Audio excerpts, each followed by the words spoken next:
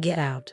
James's voice was cold as he stood in our marble foyer, casually swirling whiskey in a crystal glass. Your things are already packed. I stared at the Louis Vuitton suitcases lined up by the door, the ones he'd bought me last Christmas when everything still seemed perfect. My hands trembled, but I kept my voice steady. So that's it? After 8 years of marriage, you're just throwing me out. He smirked, taking another sip. Come on, Emma. Let's not make this dramatic. We both know this marriage has served its purpose. Your inheritance helped build ClearTech into what it is today. Now that we're going public, I need someone more suitable by my side. Someone who understands the tech world. My name is Emma Chen, and at 34, I was watching my life crumble around me. 8 years ago, I'd married James believing in love and forever. He was brilliant but struggling, working on a startup he swore would change the world. When my parents died in a car accident 2 years into our marriage, leaving me their life savings and family business shares worth $3 million, I didn't hesitate to invest it all in his dream. You mean someone like Melissa?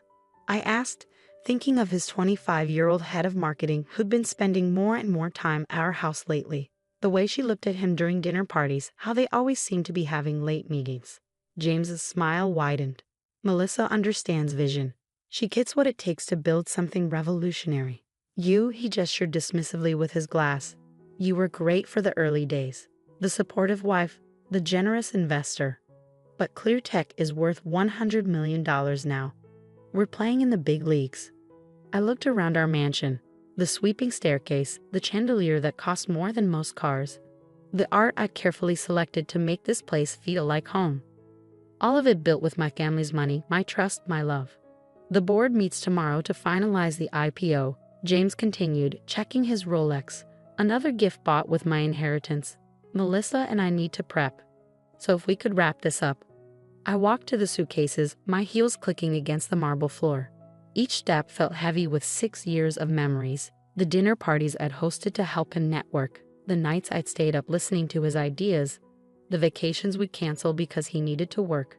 I believed in him completely, had been so proud to help build his dream. You know what's funny? I said, turning to face him. You think you've won, that you've played this perfectly. He raised an eyebrow, amused. Haven't I?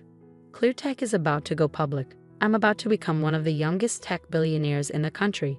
And you? He shrugged. You'll get whatever the prenup stipulates, which, if I remember correctly, isn't much. I smiled, thinking of everything he didn't know. The quiet moves I'd made over the past year as I watched him grow more distant, more arrogant. The careful planning that would turn his smug grin into shock. Good luck with the IPO, James, I said, grabbing my suitcases. I'm sure it'll be interesting. His confidence faltered for just a moment. What's that supposed to mean? You'll see. I walked out without looking back, the heavy door closing behind me with a final thud. What James didn't know, what he'd been too arrogant to even consider, was that I wasn't as naive as he thought. Growing up in a business family had taught me to always protect myself. While he was busy building his empire and courting Melissa, I'd been watching, learning, and preparing. The inheritance he used to build ClearTech, I had documentation for every penny, dated, notarized, and safely stored with my lawyer. The early company contracts, all carefully preserved, showing my role as more than just a silent investor. The long hours he claimed to be working, I had proof of much more interesting activities. But my real insurance policy was something far more valuable, something that would make tomorrow's board meeting very interesting indeed. I checked into the Four Seasons, a small indulgence I planned ahead for. As I unpacked, my phone buzzed with a text from my best friend Lauren. Are you okay? Did you do it? It's done, I replied. He kicked me out just like we expected. Melissa's already moving in. That smug bastard, she texted back. He has no idea what's coming, does he? I smiled, thinking of the documents safely stored in my laptop. Documents that would turn James's perfect plan upside down. No, I wrote. He doesn't. That night, I sat in my hotel room watching the city lights twinkle below. 6 years ago, James had been a struggling entrepreneur with big dreams. I believed in those dreams, had wanted to be part of building something meaningful. The $3 million from my parents had seemed like fate, a way to honor their memory by helping create something amazing. I remember the day I transferred the money to ClearTech's account. James had hugged me tight, promising we'd build an empire together. You and me against the world, he'd said. Partners in everything. Now here I was, kicked out of my own house so he could move in his girlfriend. The wife who funded his success discarded like yesterday's news. But James had made one crucial mistake. He'd underestimated me. Growing up watching my father run his business, I'd learned that trust was good, but documentation was better. My phone buzzed again, this time with an email from my lawyer, Sandra. Everything's in place for tomorrow. Are you sure you want to do this? Once we move forward, there's no going back. I thought about James's smug smile as he dismissed me, about all the nights I'd spent alone while he was working late with Melissa, about how he thought he could use me and throw me away. Unsure, I replied, let's show them what I'm really worth. Tomorrow, James would learn that his perfect plan had one fatal flaw. Me, and I was done being underestimated. As I walked into ClearTech's gleaming headquarters the next morning, the security guard did a double take. Mrs. Chen. Mr. Wilson said, that I wouldn't be coming in anymore. I smiled, sliding my still valid ID card across the desk. He was mistaken about a lot of things, Tom. The elevator ride to the top floor felt surreal. How many times had I visited James here, bringing him lunch during late nights or attending company events? The modern art on the walls, the sleek furniture in the reception area, all of it chosen with my inheritance money. I could hear voices from the boardroom as I approached. James was mid-speech, his voice carrying that confident tone I'd once found so charming. Which is why this IPO will position ClearTech as the leading innovator in cloud security, our proprietary technology. I pushed open the door, and the room fell silent. 12 board members turned to stare at me, their expressions ranging from shock to discomfort. James stood at the head of the table, his presentation frozen on the screen behind him. Next to him, Melissa's perfectly made-up face paled. Emma. James recovered quickly, his smile tight. This is a private board meeting. You shouldn't be here. I took a seat at the far end of the table, placing my laptop in front of me. Actually, I have every right to be here. As a major stakeholder in ClearTech, I think the board should hear what I have to say before voting on the IPO. One of the board members, an older man named Richard, leaned forward. Mrs. Wilson, we were under the impression that you had no official role in the company. It's Ms. Chen. I corrected him, opening my laptop, and that impression was incorrect. In fact, there's quite a lot about ClearTech that needs clarification. James's facade cracked slightly. Emma, don't do this. Whatever you're thinking. I connected my laptop to the presentation screen, and the room gasped. There on display was the original investment agreement, $3 million transferred from my personal account to start ClearTech, with clear terms about my role as a founding investor. As you can see, I said calmly, my investment wasn't just a wife supporting her husband. It was a formal business arrangement with specific conditions about my involvement in major company decisions, like, say, an IPO. The board members shifted uncomfortably, several of them shooting questioning looks at James. He had always portrayed ClearTech as his sole creation, conveniently leaving out the fact that his wife's inheritance had made it all possible. That was years ago, James said dismissively. The company has grown far beyond that initial investment. True, I nodded, clicking to the next slide, which is why I found it interesting that you've been systematically erasing my contributions from company records. These are the original documents, and these, I split screen to show altered versions, are what you submitted to the SEC for the IPO filing. The room erupted in murmurs. Document falsification in an IPO filing was serious, the kind of thing that could derail the entire process and trigger investigations. This is ridiculous, Melissa spoke up, her hand possessively on James's arm. You're just bitter because my husband used my family's money to build this company, then tried to push me out when he thought he didn't need me anymore. I interrupted. No, Melissa, I'm not bitter. I'm just well prepared. I clicked to the next slide, and James's face went ash white. There on the screen were bank statements showing systematic fund diversions from ClearTech's accounts to offshore holdings. Millions of dollars moved quietly over the past year. Would anyone like to explain these transactions? I asked innocently. Because I'm very curious about why company funds were being moved to accounts in the Cayman Islands right before the IPO announcement. Richard, the board member who'd spoken earlier, stood up abruptly. "Mr. Wilson, is this accurate?" James tugged at his collar, his cold demeanor cracking. "These are complex financial arrangements for tax purposes, completely standard." "Standard?" I raised an eyebrow. "Is that what you told Melissa when you promised her shares from these accounts? When you planned to cash out together after the IPO?"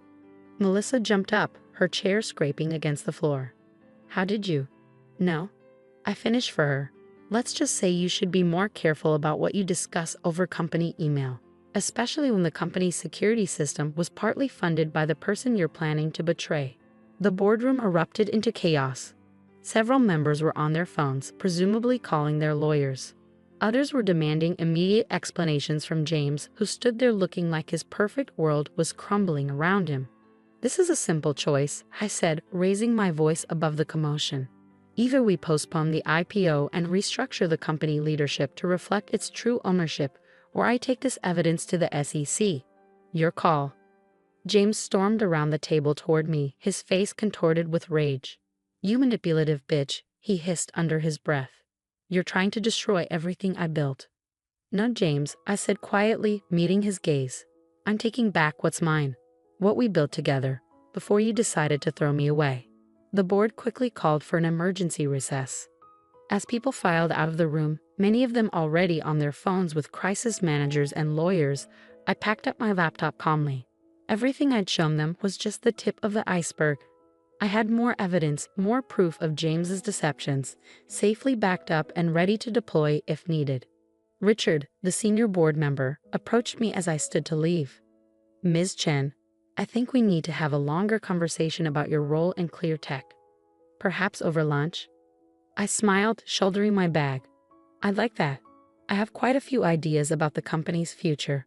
As I walked out, I caught a glimpse of James and Melissa in heated discussion, their perfect plan falling apart around them.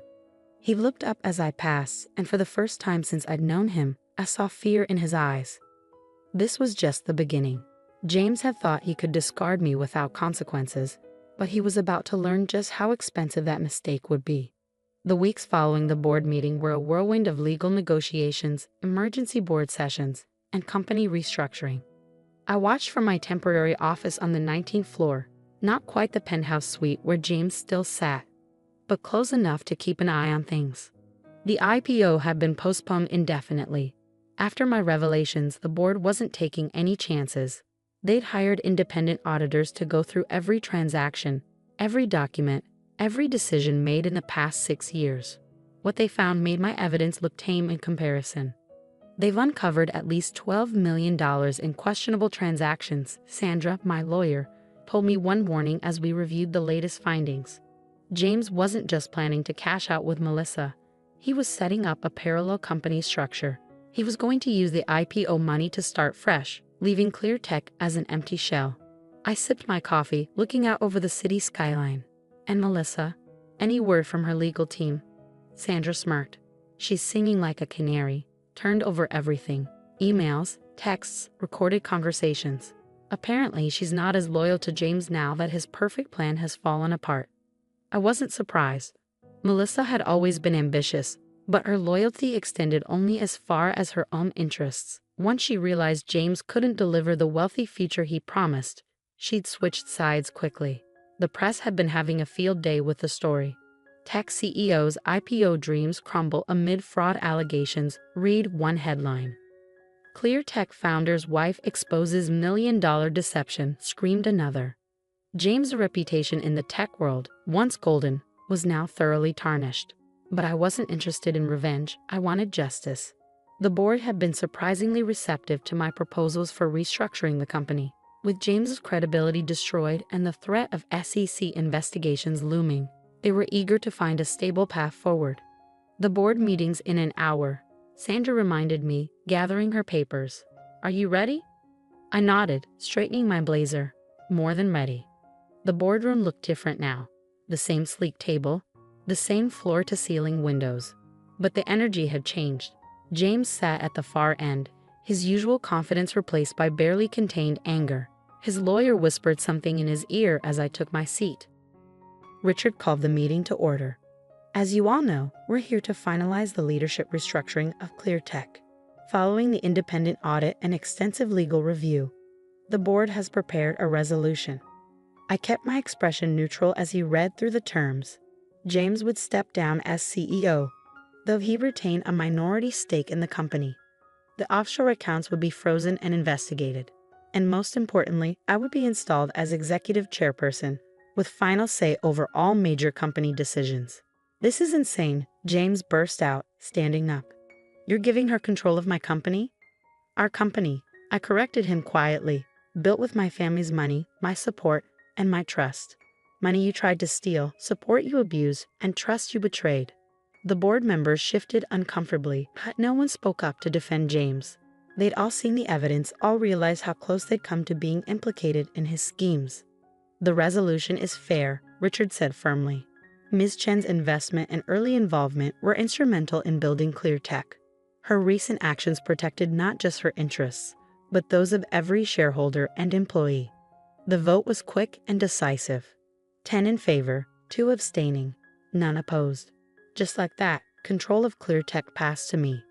As people filed out of the room, James approached me, his face dark with fury.